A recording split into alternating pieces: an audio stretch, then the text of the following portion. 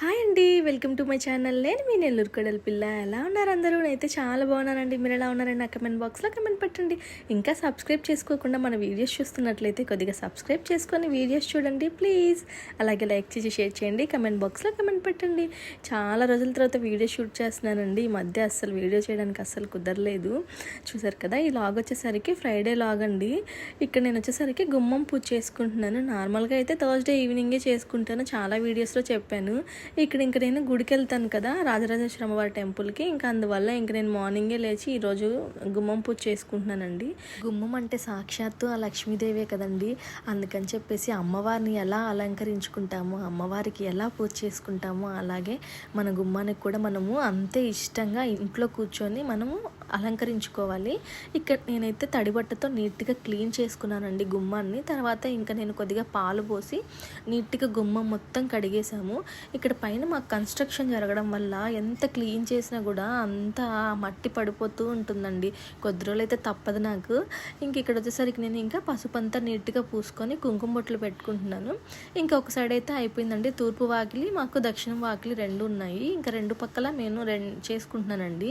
ఇంక ఇటు పక్క వచ్చేసరికి కూడా చూడండి పాలు పోసాను. అసలు ఏ సైడ్కి రాలేదు. నార్మల్గా అయితే మన ఇంట్లో నెగిటివ్ ఎనర్జీ ఉంటే పాలు పోయగానే బయటకు వస్తాయంట, పాజిటివ్ ఎనర్జీ ఉంటే లోపలికి వస్తుందంట.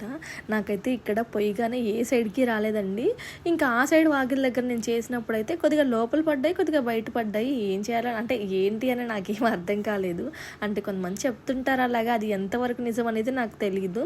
కానీ ఇంకా నార్మల్గా నేనైతే ఇంకా పాలతో శుద్ధి చేసుకొని ఇంకా నేను పసుపు కుంకుమ ఇక్కడ కూడా పెట్టేసుకున్నానండి. రెండు గుమ్మాలు ఇంకా పూజించేసుకొని ఇంకా గుమ్మం మిడిల్లో నిమ్మకాయ పెట్టి కట్ చేస్తానండి. అలా కట్ చేయడం వల్ల నెగిటివ్ ఎనర్జీ ఇంట్లో అసలు ఉండదని కాదండి, మంచిది అని చెప్తున్నాను నేను. మళ్ళీ అసలు ఉండదు, నేను చేశానమ్మా అలాగా, మా ఇంట్లో చాలా నరదిష్టి ఎక్కువగా ఉంది అని అంటుంటారు.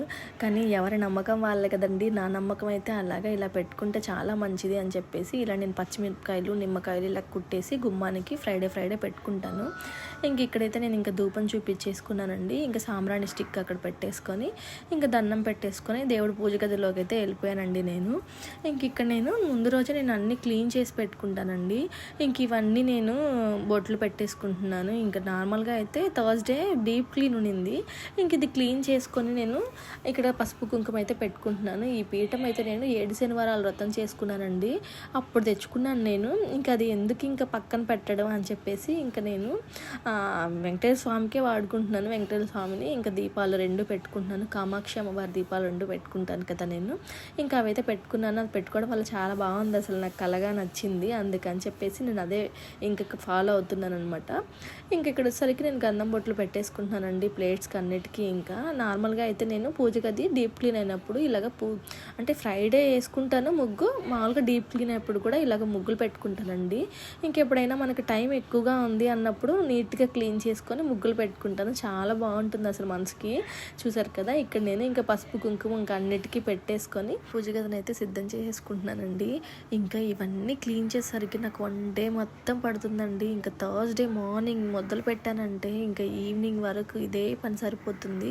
అంటే ఓన్లీ పూజ గదనే కాదండి, ఇంక ఇల్లు శుభ్రపరచుకుంటే ఫ్రైడే వస్తుందంటే ఇంకా ఇంట్లో బెడ్షీట్స్ అన్నీ తీయడం కానీ, ఇల్లు మాప్ పెట్టుకోవడం కానీ, దేవుడి సామాగ్రి మనం క్లీన్ చేసుకోవడం కానీ చాలా టైం పడుతుంది.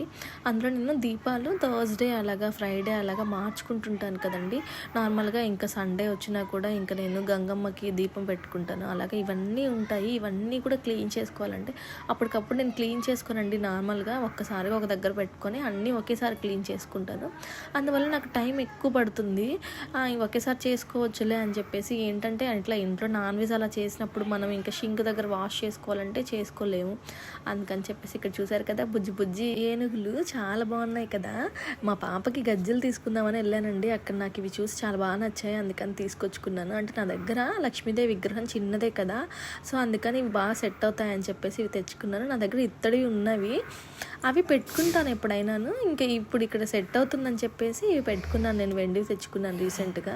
నాకు అసలే పూజా మందిరంలో కావాల్సిన దీపాలు కానీ బుజ్జి బుజ్జి విగ్రహాలు కానీ ఇలాంటివి తెచ్చుకోవాలంటే చాలా ఇంట్రెస్ట్ అండి. నార్మల్గా నేను యూట్యూబ్లో కొంతమంది వీడియోస్ చూస్తుంటాను కదా, వాళ్ళు వెరైటీ దీపాలు పెడుతుంటారు. అంటే నార్మల్గా అవన్నీ మెయింటెనెన్స్ చేయడం చాలా కష్టం అండి. చూడ్డానికి ఏమో ఇది ఇంతే కదా, చాలా బాగుందని అట్లాగా అనిపిస్తుంది, కానీ అది మనం మెయింటెనెన్స్ చేయాలంటే చాలా కష్టం, నాకు తెలుస్తుంది కదా. అంటే నేను కావాలని తెచ్చుకుంటాను, అవన్నీ ఒకసారి క్లీన్ చేసేటప్పుడు తెలుస్తుంది మా ఇంతరా బాబు చాలా టైం టేకన్ తీసుకుంటుంది అని చెప్పేసి. కానీ చాలా ఇంట్రెస్ట్ అండి నాకు అలాంటి తెచ్చుకోవాలంటేను. చూసారు కదా, ఇంకా ఫైనల్ లుక్ నేను మొత్తం క్లీన్ చేసేసుకొని ఇలా పెట్టేసుకున్నాను. ఇంకా ముగ్గులు పెట్టేసుకొని ఇంకా పూజ మందిరంలో డోర్స్కి కూడా నేను ఇలాగే గోవిందనామాలు ఇలాగ పెట్టుకుంటాను. గంధం కుంకుమ పెట్టుకుంటే చాలా బాగుంటుంది కదా, అలంకరణ చాలా బాగుంటుంది. ఇది తడిగా నారాక ఇంకా చాలా బాగుంటుందండి. నేను మ్యారేజ్కి ముందు అమ్మకి ఏదైనా హెల్ప్ చేస్తున్నాను అంటే ఇదొక్క పనేనండి. నేను పూజ రూము క్లీన్ చేసి ఇవ్వడమేను. ఏదన్నా తిరునాళ్ళ అలాంటివి వస్తుంటాయి కదా, ఇంకా మంత్లీ వన్స్ మన క్లీనింగ్ కానీ ఎప్పుడైనా ఏదైనా ఫంక్షన్స్ అకేషన్స్ ఉన్నప్పుడు మాత్రం అమ్మకి ఇలాగ నేను నీట్గా క్లీన్ చేసేసి కుంకుమ బొట్లు పెట్టిస్తాను. అప్పుడు ఇంకా పూజ పూలు కూడా అలంకరణ చేసిస్తే అమ్మ వచ్చి పూజ చేసుకునేది అనమాట. ఇంకా ప్రసాదం వచ్చి అమ్మే చేసుకునేది. ఇంకా నేను నార్మల్గా పూజ ఏం చేసేదాన్ని కదండి, అమ్మనే ఎక్కువగా చేసుకుంటుందండి. నిజంగా చెప్పాలంటే బిఫోర్ మ్యారేజ్ లైఫ్ సూపర్ అండి. అది మనం కావాలన్నా రాదు. నేనైతే నిజంగా చాలా మిస్ అవుతున్నానండి. మీలో ఎంతమంది మిస్ అవుతున్నారో నాకు కమెంట్ బాక్స్లో కమెంట్ పెట్టండి. అప్పట్లో ఏంటండి, ఏదో చేయించుకున్నామా, తిన్నామా, ఇష్ట ప్రకారం ఫ్రెండ్స్తో మనం తిరిగామా అన్నట్లుగా లైఫ్ చాలా బాగుండేది. నాకు నా మ్యారేజ్కి ముందైతే నిజంగా చెప్పాలంటే ఇలాగ కొంచెం పూజ మీద ఇంట్రెస్ట్ ఉండేది అనమాట. నార్మల్గా నేను ఇంకా ఆఫీస్కి వెళ్ళేటప్పుడు కూడా ఇలాగా రూమ్లో పూజ చేసుకునేదాన్ని. నా దగ్గర సాయిబాబా చిన్న విగ్రహం ఒకటి, వినాయకుడి విగ్రహం అంటే విగ్రహం కాదు కానీ చిత్రపటం ఒకటి పెట్టుకునేదాన్ని, రాజరాజేశ్వరి అమ్మవారి పటం పెట్టుకునేదాన్ని. నవరాత్రులు వచ్చినప్పుడు అమ్మవారికి నేను నవరాత్రులు కింద పడుకొని నేను ప్రసాదం చేసుకునేదాన్ని. అంటే మా పక్కన రూమ్ అక్క అయితే ఏం ప్రసాదం చేసావు ప్రత్యూష, కొద్దిగా పెట్టవా, నాకు చాలా బాగా చేస్తావా అని చెప్పి అడిగేదనమాట. నాకు ఎవరైనా తిని చాలా బాగుంది అంటే అదొక సాటిస్ఫాక్షన్ అండి, ఇంకా చేసి పెట్టాలి అనే మనస్తత్వం అనమాట నాకు. ఇప్పుడు కూడా ఇక్కడ ఇంట్లో కూడా నేను ఏదైనా చేశానంటే అత్తమ్మకి ఖచ్చితంగా ఫస్ట్ తినండి అత్తమ్మ అంటుంటాను నేను. అంటే అత్తమ్మే కాదు, మావయ్య అయితే కొద్దిగా స్వీట్స్ ఎక్కువ తినడు, మా వారు కూడా తింటారు, మా వారికి కూడా చూపిస్తానమ్మా బాగుందిలే తల్లే అంటాడు మా వారైతే. ఇంకా అత్తమ్మ కూడా చాలా బాగుంది అన్నప్పుడు మాత్రం చాలా మనసుకి హాయిగా ఉంటుంది. మా రిషి అయితే అస్సలు స్వీట్స్ తింటండి, పాప అయితే అస్సలు ఇంకా తినదు అసలు. రిషి అయినా ఎప్పుడో మూడు బాగుంటే కొంచెమైనా తింటాడు, లేదంటే అస్సలు తినడు అసలు. మన పిల్లలు తిని చాలా బాగుందమ్మా అంటే ఇంకా ఆనందంగా ఫీల్ అయ్యి ఇంకా కొంచెం చేసి పెడతాం కదా. కానీ ప్రసాదాలు కానీ ఇలాగా స్వీట్ కానీ ఏమీ తినరండి. మా రిషి కానీ మా లక్కీ కానీ ఏదో ఇంట్లో స్వీట్స్ తింటున్నామంటే నేను అత్తమ్మ ఇంకా కొంచెం బాగుంది అనిపిస్తే మా వారు కొంచెం తింటారు, ఎక్కువగా కూడా ఏం తినరు, కొంచెం తింటారు. ఇంకా చేసుకున్న స్వీట్స్ ఇంకా పిల్లలకి పెడుతుంటారనమాట. బయట చాలామంది పిల్లలు ఉన్నారు, మా ఇంటి దగ్గరలో చిన్నపిల్లలు ఉన్నారు. ప్రసాదం చేయడమే ఆలస్యం, అది మళ్ళీ ఎందుకులే వేస్ట్ అయిపోకూడదు కదా అని చెప్పేసి అందరికీ కంపల్సరీ ప్రసాదం అయిపోవడం, హారతి కొండెక్కడం పిల్లలందరికీ పిలిచేసి పెడతాను నేను.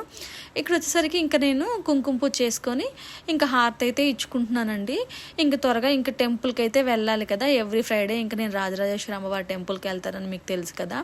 ఇంక ఇక్కడ చూసారు కదా లక్ష్మీదేవి ఫ్రేము, వెంకటేశ్వర స్వామి ఫ్రేము.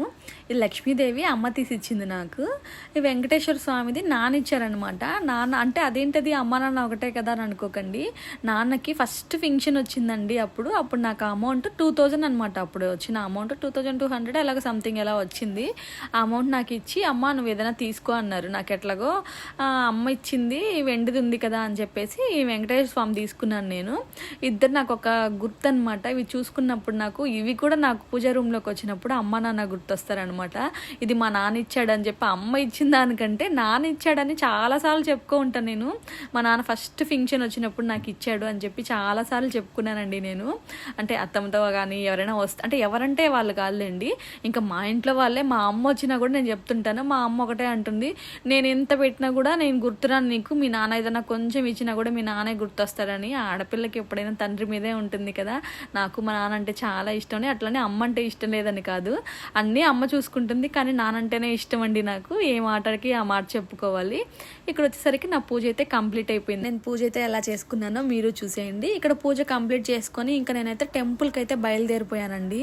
ఇంకా ఈరోజు రిషి నేను వస్తానని ఒక్కటే మారాన్ చేశాడండి. సరే రా అని చెప్పి తీసుకెళ్తే అసలు ఒక్క నిమిషం కూడా ఉండలేదండి. డాడీ కావాలని చెప్పేసి ఇంకా ఏడుస్తూనే ఉన్నాడు. సరే తీసుకెళ్తా, నాకు నాన్న దీపం పెట్టేంతవరకైనా ఉండు నాన్న అంటే అస్సలు ఉండలేదు. సరే అని చెప్పేసి ఇంకా దీపం పెట్టేదా కొంచెం వెయిట్ చేయించాను. ఇక్కడ చూడండి ఎంత నిరాశగా ఉన్నాడో. అసలు చూడండి మా రిషిని చూపిస్తాను చూడండి. ఇక్కడ చూడండి ఎంత నిరాశగా ఉన్నాడో. సరే వెళ్ళిపోదాం అనుకున్నాను. చూసారు కదా, వీడియో నచ్చితే సబ్స్క్రైబ్.